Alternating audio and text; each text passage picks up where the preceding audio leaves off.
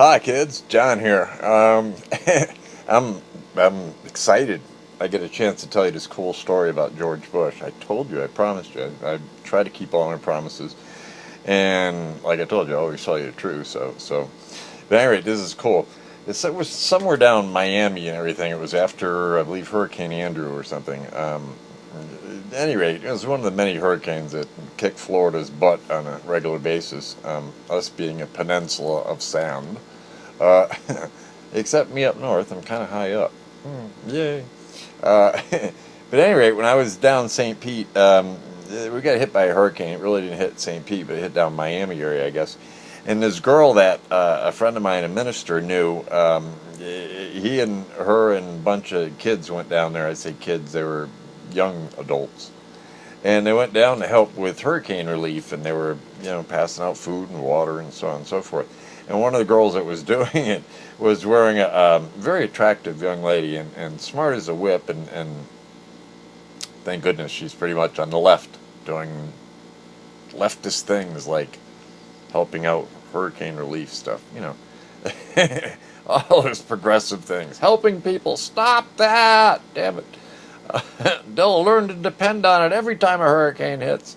But at any rate, this girl's down there handing out, and she's a very shapely young lady, and she's got emblazoned across her T-shirt, "Money for food, not bombs," something to that effect.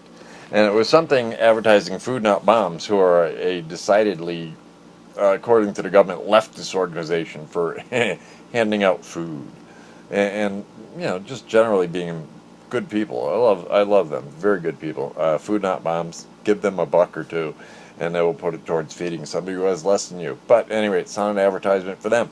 Now, she's wearing this T-shirt, and George Bush is with his handlers, his Secret Service people, his advisors, so on and so forth.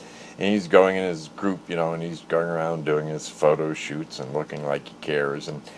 And so he gets to this girl, and he sees good photo opportunity. Attractive girl handing out food, and I just go cozy up to her, put my arm around her, and I'm one of the people, And before he could, his handlers could get away and say, "Stay away from that girl. She's probably a leftist." George saw the good photo opportunity and got away from his handlers. And friends of mine have several photos of George smiling and this girl looking like. At any rate, a friend of mine wanted to get a T-shirt. This minister made up that said, "Who would Jesus bomb?" Showing Bush and this girl, And I thought it was pretty cool. But at any rate, that's my George Bush story. George occasionally had a habit of getting away from his handlers, and like when he was in China and grabbed the wrong door and tried to yank it open, he was stuck. Looking up, President of the United States can't even open a freaking door. One of the many foibles, and when he sat there with that stunned look after 9/11, damn, I got to pause in the middle of this interesting third grade book.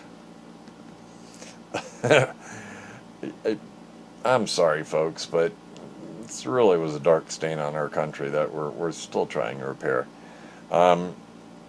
Like it or not, Obama's he's doing an okay job. He's trying and everything. The economy is not his fault. Basically, the rich people are not knowing what Obama's going to do, so I'm not going to hire anybody. That's really kind of stupid, because then you kind of predict the outcome when you do that kind of stuff, And besides, let's face it and everything, beyond, I don't know, say you're an average guy, big executive, you're making $1 million a year. Do you need more than that? Huh.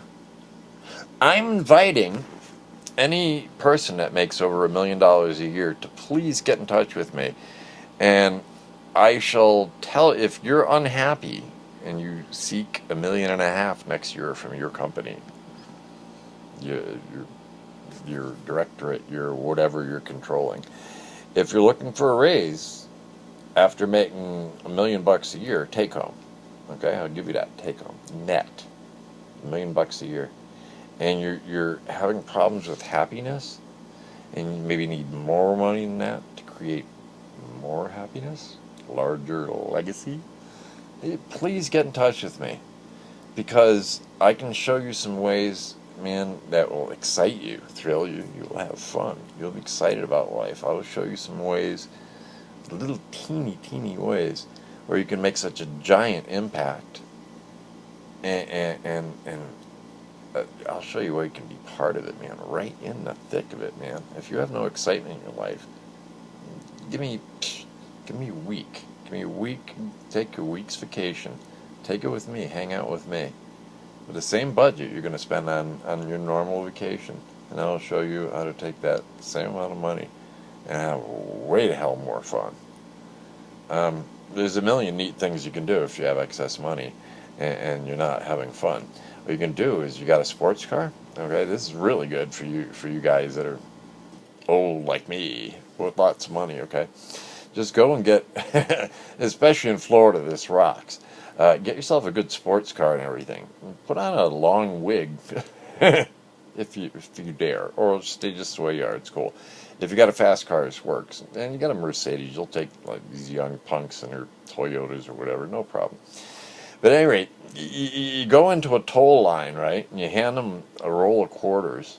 You know, if it's a quarter per car or 50 cents per car, whatever. 2 rolls of quarters, if that's what it takes. And then you tell them that, hey, I'm taking care of all the people behind me, you know, one at a time. And just take care of all of them, you know. And then drive away real slow and continue to go slow. And look in your rearview mirror and watch the cars come through. When they try to catch up with you, you just speed up just a little. And they'll speed up and you speed up. And you slow down, they'll go past you, and then they'll slow down and see who you are, and then you speed up. And you can do this for like 10 miles if you're in Florida. I mean, there's a shitload of tolls, folks. So you keep a roll of quarters, roll a, you know, bankroll of $100 and everything. You can have some fun. Just pay for the people behind you and everything. You'll be doing them a kindness. You'll make people smile and be delighted. And you'll have more people scratching their freaking heads and everything. Especially when you try to catch up to you and you speed up just a little. And you slow down and you speed up. So basically you can have like, I don't know, 16 people trailing you, all wondering who the hell this guy was and everything. Tell them, you know, especially if you tell the toll person and everything, no problem, he's a friend of mine. All these guys behind me. Because, oh, your friend paid the toll. They'll be like, who's my friend? I don't know anybody who's driving a Lexus or a Mercedes. I got to catch up this guy, find out who the hell it was, you know, and tell him thank you, you know. And you speed up, and you can just really screw around with people's heads. Now, that's just one way and everything. With a lousy, hey, even $25, $10 for a roll of quarters, you can have a ball with it. Seriously, I've done it to a smaller scale. It's paid for the last 5 cars behind me or something, you know. Only cost you half a roll of quarters, lousy $5 or so.